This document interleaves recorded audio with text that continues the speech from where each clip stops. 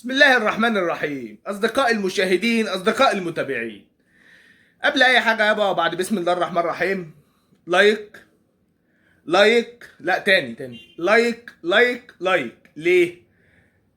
يعني أصل مش هيبقى موتو خراب ده يا جماعة، يعني بالراحة. طيب أي حد شافني لايك يا باشا، لايك يا باشا.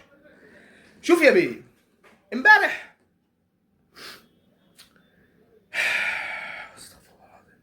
لا أنا متضايق، يعني متضايق قوي. بص يا باشا، امبارح النادي الأهلي كان بيلعب نادي البنك الأهلي، ماشي الكلام. شوف انا ماليش دعوه بالماتش وماليش دعوه ايه اللي حصل فيه، ويا عم مبروك الدوري، يا عم الف الف مبروك. ها، حلوه كده طيبه كده مني. بس انا معلش يعني في لقطه انا عايز اسال عليها، يعني ده لو مش هيضايق حضرتك كاهلاوي، يعني لو انت مش هيضايقك، يعني خلاص انت خدت الدوري اهو اللي انت حضرتك ما تستحقوش، وانت عارف ان انت ما تستحقوش، بس مبروك يا سيدي.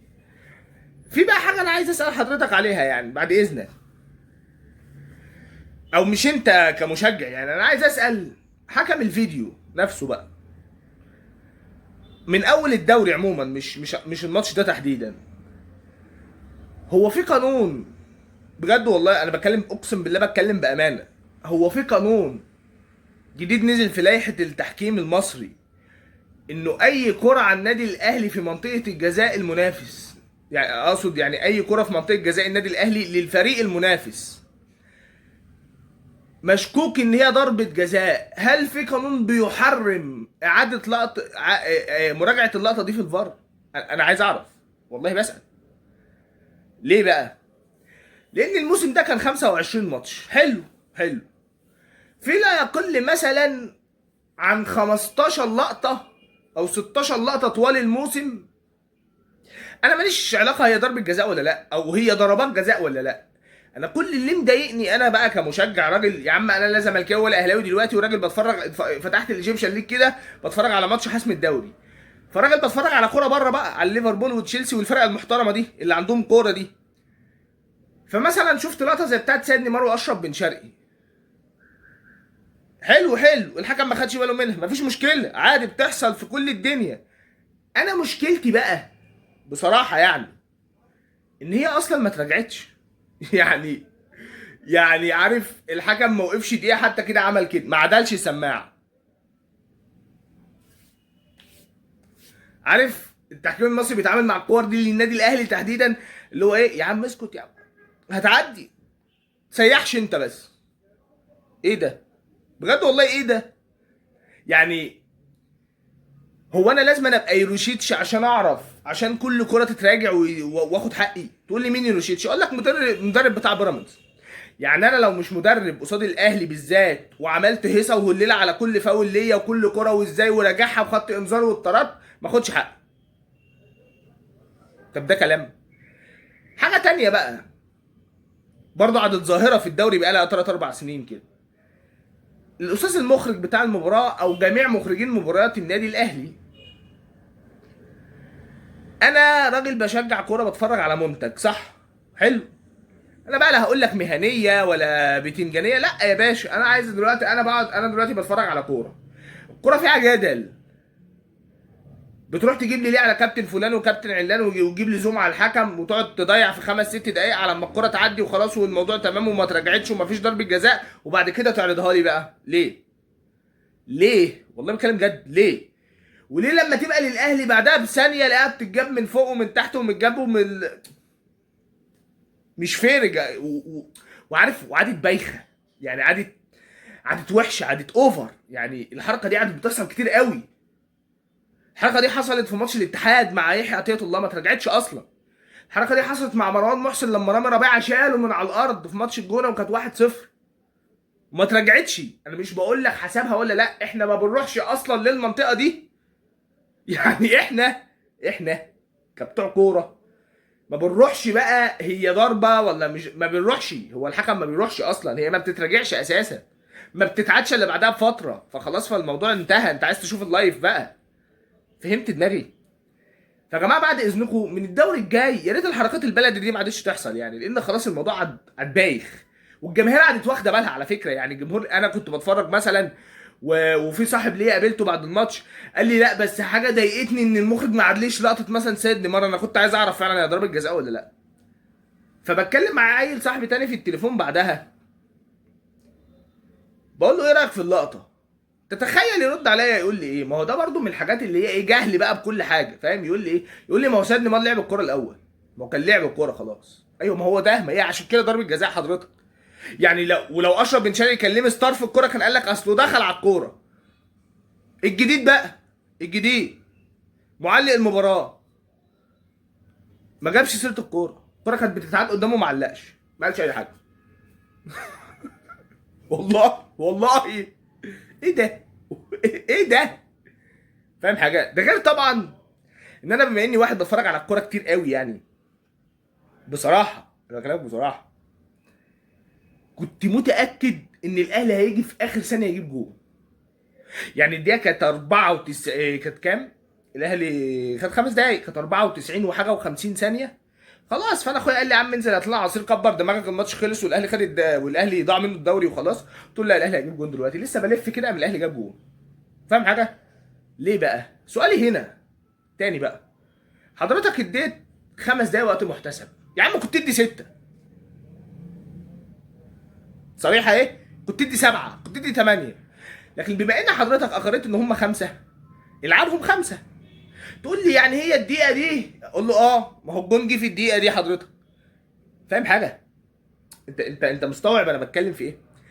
فالموضوع يعني بجد عاد بايخ بايخ بايخ بايخ بايخ بايخ بايخ لابعد الحدود. فانت تيجي دلوقتي تسالني بقى، تعالى ده بما يخص الماتش، او دول اكتر لقطتين بالنسبه لي انا استفزوني، حته الوقت الزياده اللي الاهلي خدهم، ضربه الجزاء اللي ما اترجعتش مقارنه بضربه جزاء قفشه، او الكره اللي كانت في قفشه فيها احتكاك في منطقه الجزاء، شوف اتعادت كام مره واترجعت كام مره. ده اللي يضايق. تعالى بقى نتكلم على الحاجه التانيه بقى، اللي هي ايه؟ سؤال بسيط جدا، هو الدوري اتحسم عموما؟ والله هو على الورق لا. طب واللي مش على الورق اه. تقول لي ازاي؟ فهمني. اقول لك يا باشا، يعني الاهلي لو تعادل مع فاركو الماتش الاخير ده بيراميدز خد الدوري. تقول لي والله، اقول لك والله. تقول لي امال ايه اللي هيحصل؟ اقول لك الاهلي هيمسك فاركو يدعخ 4-5. تقول لي يا جدع انت بتتكلم ازاي؟ اقول لك والله اسمع اللي انا بقول لك عليه، فاركو لن يستطيع التعادل حتى مع النادي الاهلي، مع ان فاركو كسب بيراميدز، بس هو خلاص، هو الموسم بالنسبه له انتهى اصلا، لا هيروح في كونفدراليه ولا هينافس على حاجه، هو كده كده قاعد في الدوري. يعني يعكنن على الاهلي ليه طيب؟ عارف الفكره اللي هو طب عكنن عليك ليه؟ فاهمني؟ فدي برضو حاجه من الحاجات اللي هي كانت ايه، كانت غريبه قوي بالنسبه لي، انا مش فاهمها الصراحه، مش فاهمها. طيب ده بالنسبه لمنافسه الدوري، فانت مبروك الدوري من دلوقتي، مع ان الماتش كمان 13 يوم الواحد هيبقى ناسي اصلا ان الدوري شغال. بس عموما تيجي نسال سؤال بقى، وده اهم سؤال بالنسبه لي، هو الاهلي اصلا استحق الدوري في الموسم ده؟ تعال اسال نفسك بقى كام سؤال كده. الاهلي الموسم ده ما لعبش كاس مصر ليه؟ كانت بتطبق عليه عقوبه. الاهلي الموسم ده في المنافسين المباشرين على الدوري خسر وتعادل الماتشات، يعني اتعادل مع الزمالك انسحب قدامه في الدور الثاني، اتعادل مع الماتش، اتعادل مع بيراميدز الماتشين، وبيراميدز مطرود منه واحد طول الماتشين. فهمتني؟ يعني ايه؟ يعني المنافس المباشر للاهلي كان متعود في اي موسم ليه انه يكسبه، ما عرفش يكسبه، اخره كان بيتعادل. فهمتني؟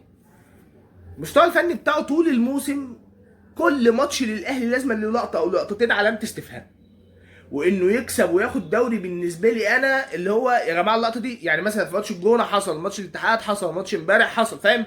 وعد بقى، وعد على كده مثلا 5 6 7 ماتشات كمان على الثلاثه دول، ف10 مثلا من 25 ماتش او 15 ماتش نفس الجدل التحكيمي ده، ولقطات ما بتتعادش ومخرجين ما بيتعدش وحكام بطال، فاهم؟ حاجات كتير قوي، بدليل ان سيادتك في النهايه بتلاقي المحصله ايه؟